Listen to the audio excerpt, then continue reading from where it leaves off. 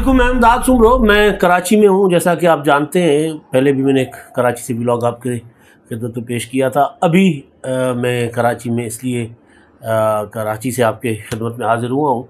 महेश कुमार साहब हमारे सीनियर हैं, रोज़नामा सिंध हैदराबाद से निकलता है, उसके एडिटर हैं और सीनियर सहाफ़ी हैं। एक ज़माने में पॉलिटिकल एक्टिविस्ट भी थे। तो हम इस्लामाबाद, लाहौर वाले कुछ और तरह से सियासत को देखते हैं और वहाँ से बहुत दूर, कोई इस्लामाबाद से तकरीबन 1500 किलोमीटर दूर और लाहौर से कोई 1200-1300 किलोमीटर दूर, बल्कि इससे भी ज़्यादा, जो बैठे लोग हैं और मुल्क का एक सबसे बड़ा शहर और जो मुआशी हब है मुल्क का, वहाँ बैठे लोग, वहाँ बैठे हुए सहाफ़ी, वहाँ बैठे हुए सियासतदान किस तरह देख रहे होते हैं जो इस्लामाबाद में डेवलपमेंट्स हो रही होती हैं। इसलिए मैंने सोचा कि महेश साहब के साथ गपशप तो वैसे लगती रहती है और कल से हम काफ़ी सारी चीज़ों पर डिस्कस भी कर रहे हैं, तो उस हवाले से मैंने इनको तकलीफ़ दी, ज़हमत दी। तो महेश साहब से गुफ्तगू करते हैं। महेश साहब, बहुत शुक्रिया आपका, आपने वक्त दिया।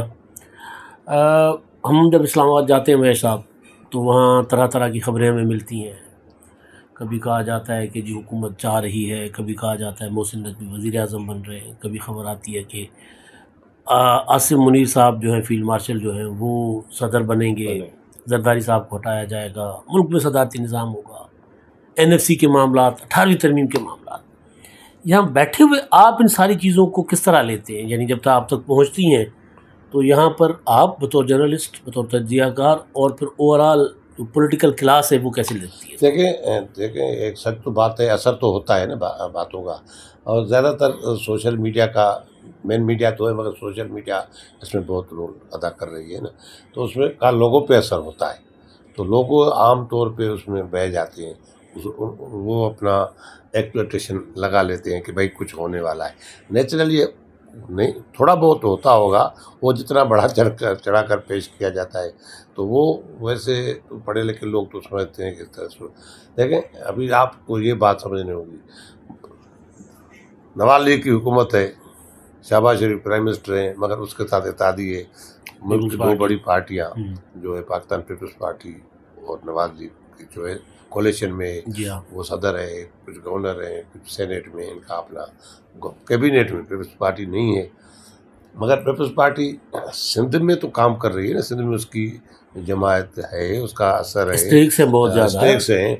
अगर वो वफाक में सिंध के साथ ज्यादती होगी तो पीपल्स पार्टी कहाँ खड़ी होगी जी? उसको ज़ाहिर है अपने वोटर को भी जवाब देना होगा ना। जब ये बात होती है, आपको याद होगा 2-3 महीने पानी वाला मसला हुआ था। अच्छा, तो वो पूरा सिंध एक उसी मसले की वजह से सोहेल वड़ैच साहब ने आर्टिकल लिखा कि सदर साहब को इस्टेब्लिशमेंट अब बोझ समझती है। तो जब वो जो एक सूबे के हक की जो अगर सदर बात कर रहे थे, या उनके ऊपर सिंध में तो इल्ज़ाम था कि उन्होंने तो कैनाल्स के ऊपर दस्तखत कर दिए। सही है। अच्छा, वो तो दोनों तरफ से पिट रहे हैं ना सदर साहब। लेकिन जब आप तक यहाँ पर बात पहुँचती है कि क्योंकि उन्होंने कैनाल्स के इशू पर उसकी मुखालफत की, या उन्होंने पार्लियामेंट में ख़िताब कर लिया, क्योंकि वो NFC के मामले पर उस तरह वो नहीं चाहते जिस तरह इस्टेब्लिशमेंट या नून लीग सोचती है, तो इसी वजह से वो बोझ है। तब इसको कैसे लिया जाता है यहाँ पे? देखें, ये सिर्फ न बोझ है, उसमें लोगों ये महसूस करते हैं कि कहीं कोई पीछे तो ना हटेंगे। देखिए, ये मादनियात का मसला है। जी हाँ, मादनियात का बड़ा मसला। NFC अवार्ड का आपने कल परसों सुना, बिलावल भुट्टो ने नए NFC अवार्ड का मुतालबा कर दिया है, बल्कि उससे पहले रज़ा रब्बानी साहब ने प्रेस कॉन्फ्रेंस की। देखिए, ये ऐसी चीज़ें हैं जो लोगों को समझनी पड़ेगी। ये ज़्यादातर, मेरा तो अपना ख्याल है, इतना सिंध के जो हकूक़ हैं, सिंध की जो बातें हैं, उसको पीपल्स पार्टी ज़्यादा देर डिनाई नहीं कर सकती, जितना वो मतलब थोड़ा बहुत हो सकता है, जिसके उसकी कोलिशन कॉम्प्रोमाइज़ एक रेड लाइन है उनकी। वो दूसरा है ना, वो आपको याद होगा बिलावल ने कहा भाई जमहूरियत को बचाना है ना। जी हाँ। अगर उसका ये भी है कि उनको अगर कुछ भी करते हैं तो गवर्नमेंट चली जाती है, गवर्नमेंट चली जाती है तो सारा जो डेमोक्रेसी सिस्टम है ना वो चला जाएगा ना, उसका भी एक प्रेशर है। इसके लिए कंप्रोमाइज़ करते हैं। वैसे पंजाब में आप पीपल्स पार्टी के हवाले से आप रोज़ सुनते हैं कि उनके जो पंजाब में जो वर्कर्स हैं बड़े तंग हैं, बहुत तंग। वो तो कहते हैं भाई आप नवाज लीग के साथ किस तरह काम कर रहे हैं। वो जितने नून लीग की से तंग हैं उससे कहीं ज़्यादा अपनी लीडरशिप से तंग हैं। कि यार अब बहुत हो गया, नून लीग के साथ था। अब जाहिर है जो पंजाब का पीपल्स पार्टी का वर्कर है वो उसका 1 रुपए का भी काम नहीं अच्छा, होगा। आपको एक मजेदार बात बताऊँ आपको। हाँ। जो पीपल्स पार्टी पंजाब के जाले हैं वो दुआएं करते हैं उठा उठा के। वो कहते हैं कि यार एक बार कम से कम सिंध में हाँ। पीपल्स पार्टी इक़्तिदार में ना आए, अपोजिशन में हो, ताकि वो फिर एक्टिव हो पंजाब के लिए। वो समझते हैं कि सिंध की वजह से लीडरशिप ने कंप्रोमाइज़ किया। मतलब ये उनका है सोच, उनको हक बनता है कि वो सोचे।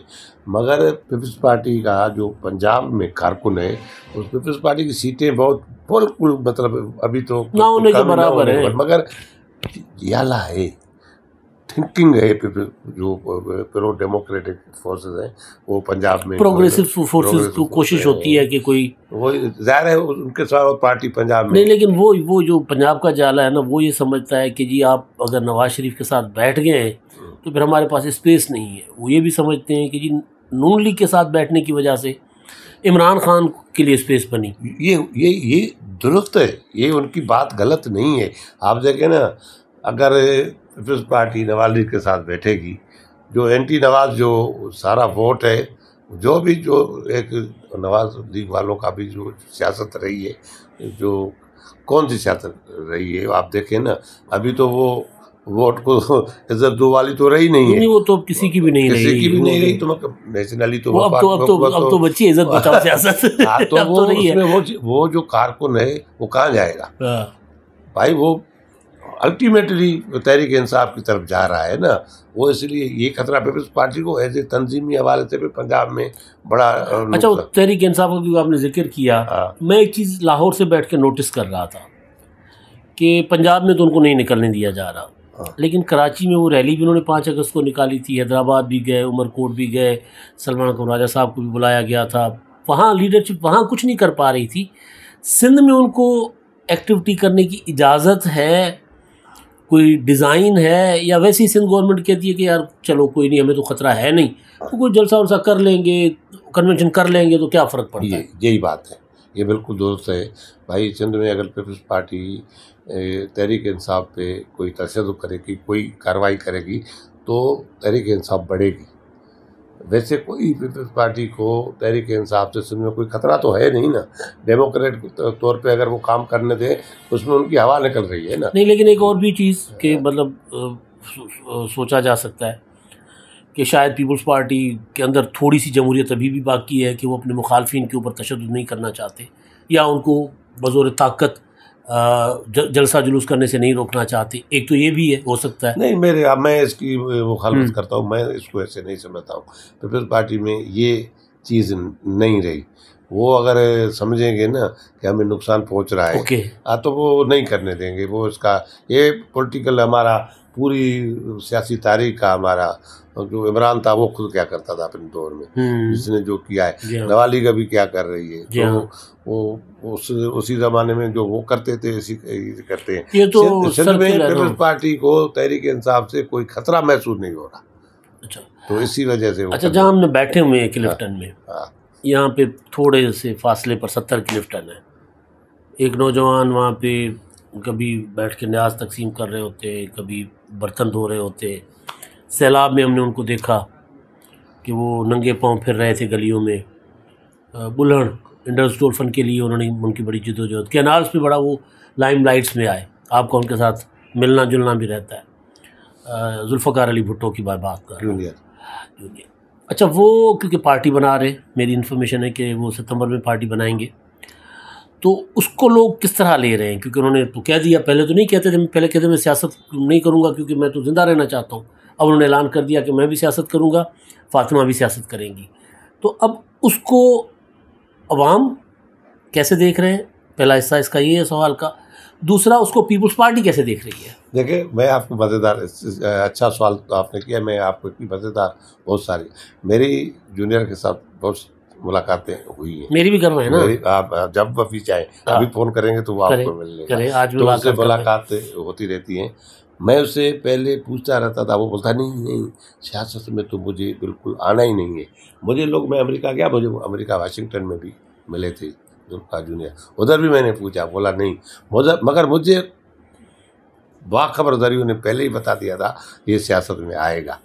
तो मैं इसको बोला इंटरव्यू दूँ, नहीं बोला मेरा सियासत से कोई वास्ता नहीं है। अभी बात आई आपके सवाल के अगले हिस्से पे, अभी इन्होंने प्रेस कॉन्फ्रेंस की 17 क्लिपटेड में, मैं भी उसमें था, मैंने भी उससे ये सवालात किए। देखो एक टेम्पो तो वो बना रहा है, एक टेम्पो तो बना रहा है। देखो वो लेगेसी है, भुट्टो की लेगेसी है, उसका बाप शहीद हुआ है। और उसका जो सबसे बड़ा इस वक्त उसको फ़ायदा है ना, वो जो उनको हो सकता है, जो मुझे लग रहा है, जो बैरियर्स बिलावल भुट्टो के लिए सिक्योरिटी बैरियर्स उसके पास वो नहीं है। जुल्फ़िकार जूनियर जो है वो चला जाता है, ज़मीन पे बैठ जाता है। वहाँ बिलावल की जो वो सिक्योरिटी के इशूज़ जो बना दिए गए हैं या नेचुरल हैं भी, लेकिन जिस तरह वो आम कारकुन पार्टी का नहीं मिल सकता है, तो आम लोगों के पास जाकर बैठ जाते हैं। तुम इतनी वही स्टाइल कर रहा है जो भुट्टो ने बड़े भुट्टो ने की थी ना। मैं तो उसको काफ़ी करीब से देख रहा हूँ ना, वो कर रहा है। आते हैं पॉलिटिकल पार्टी में, पॉलिटिकल पार्टी का उनका वो बन रहा है, अब टेम्पो बन रहा। अभी देखें पार्टी का भी उन्होंने ऐलान नहीं किया। और दूसरी बात आपको मज़ेदार बताऊं, वो पार्टी मतलब नहीं, वो पीपल्स पार्टी तो नहीं बन रही। नहीं, वो पीपल्स पार्टी जिम होगी, ये मैं आपको एक नई खबर दे रहा हूँ। वो अच्छा, वो शहीद भुट्टो जो नई पार्टी बनेगी उसमें ज़ाहिर है फिर उसके लिए गुंजाइश ही नहीं बचेगी, उनके लिए मजबूरी यही होगी। अगर इसमें है ना, देखिए फातिमा भुट्टो का है, गनवा इसकी माँ का गनवा उसकी पार्टी है, तो वो थोड़ा उसके पास इसमें थोड़ा रेजिस्टेंस है जिसको उसको डील करना है। अभी फातिमा आनी है, उसका कहना है मैं फातिमा के साथ, ये भी यही उन्होंने कहा था, ये कहा है मैं फातिमा के साथ करूँगा। वो समझता है कि जो सेविंग है फातिमा की बहुत है, इसके मुकाबले में बहुत है, ये अवामी है। आप जो कह रहे हैं पीपल्स पार्टी उसको कैसे देखती है, असल चीज़ तो ये है, अभी तक तो पीपल्स पार्टी ने जो कोई सीरियस नहीं लिया उसको, आराम से जो कुछ वो जा रहा है कर रहा है, कहीं भी एक रुकावट नहीं डाली। अलबत्ता डालनी भी नहीं चाहिए, डालनी भी नहीं चाहिए, के मुकाबले में अपनी तैयारी करनी चाहिए। तो अभी यही सवाल हमने उनसे कहा कि उन्होंने बोला कि पीपल्स पार्टी के कई लोग मेरे से रास्ते में हैं, मैं उनको आपको नाम नहीं बता रहा हूँ, हैं या नहीं है, मगर कुछ इस तरह के हैं, मैं आपको उसके इंडिकेशन बता रहा हूँ। तो पीपल्स पार्टी के पुराने जतोई, गुलाम मुस्तफा जतोई, इस तरह के लोगों के साथ इसके रास्ते हैं। अभी इन्होंने मुर्तज़ा जतोई को फ़ोन भी किया था, तो वो कुछ लोग मुस्तफा नवाज खोखर के पास गए थे। मैं मज़ेदार बात बताऊँ आपको, तो ये मुस्तफा नवाज खोखर से मेरी बात हुई जब जुल्फ़िकार उनके पास गए ना। मुस्तफा मेरे दोस्त हैं, तो उन्होंने नहीं वैसे ही आए हुए थे। मैं क्या नहीं, वो तो पॉलिटिकल उनका इरादा है। लंबी चौड़ी बात हुई, मैं क्या नहीं आए क्यों थे। उन्होंने कहा कि जी वो आए थे, उनको मेरे घोड़े पसंद थे, उनको पता चला कि जी मेरे पास अच्छे घोड़े अच्छी नस्ल के, तो वो मेरे पास आए थे घोड़े देखने। मैं कहा मुस्तफ़ा भाई बात इतनी सी है कि ना वो आपके पास घोड़े देखने आपके फार्म हाउस पे आए थे और ना आपको उनको घोड़े दिखाने फार्म हाउस पे गए थे। दो बात तो है सियासत की कि वो पार्टी बना रहे हैं और आप देख रहे हैं कि यार कितना पोटेंशियल है ताकि मैं उनके साथ चल सकूं या ना चल सकूं, तो वो इंगेज सबको कर रहे हैं, अप्रोच कर रहे हैं। मैं आपको एक मज़ेदार बताऊं, हमने सवाल किया कि भाई आप वडेरे किस तरह जो पार्टी में किस तरह आप गरीबों की आपका नारा, ये बोला भाई सब वडेरे खराब नहीं होते। मैं भी तो वडेरा हूँ, मैं भी वडेरा, ऐसा मतलब वो वडेरों के साथ रहेगा। दूसरा सवाल किया भाई पाकिस्तान में एस्टेब्लिशमेंट के तावन के साथ किस तरह कोई सियासी पार्टी बना के कामयाब हो जाए, ये उसमें बड़ा है, मतलब वो हो गया। बोला नहीं, एस्टेब्लिशमेंट ने हमारे साथ जो ज़्यादतियाँ की हैं मेरे बाप के कत्ल में जो हुए, मैं उसके साथ नहीं मिल सकता।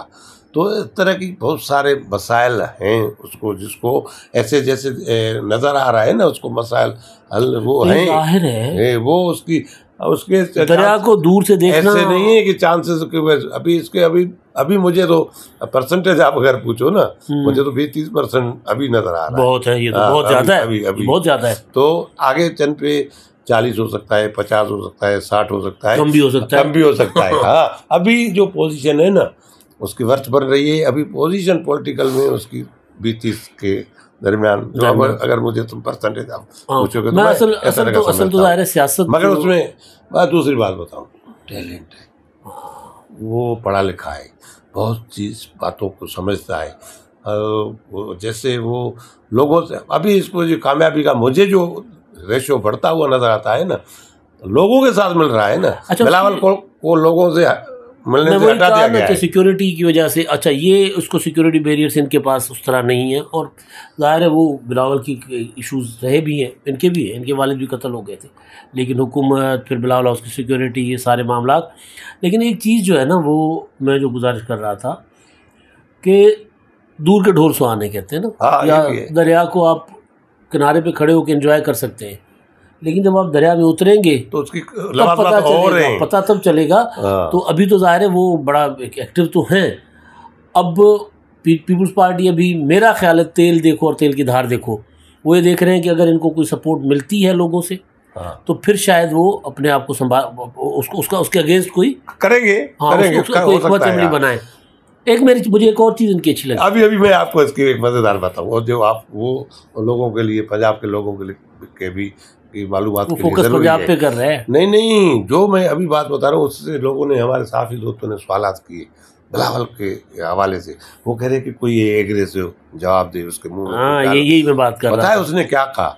उसने बोला बिलावल को मैं प्यार करता हूँ, मैं उससे, हमने बचपन में खेले हैं, साथ खेले हैं, हम ये बच्चे हैं। बाकी हमारे बड़ों ने अभी ये सिखाया है, रिश्तेदारी में हम अपनी सियासत उनकी अलग है, सियासत मेरी अलग है, मैं उससे प्यार करता हूँ। आज देखें ये मैच्योरिटी है। मैं वही आपको बात कर रहा हूँ ना कि वो जब उनसे पूछा गया उन्होंने कहा जी मैं, हमारा ही खून है। अच्छा, वो पीपुल्स पार्टी के ऊपर सियासी तनकीद करते हैं, जातियात पर नहीं जाते। अच्छा, ये मैच्योरिटी है। ये मैच्योरिटी उनको पॉलिटिक्स में फ़ायदा देगी।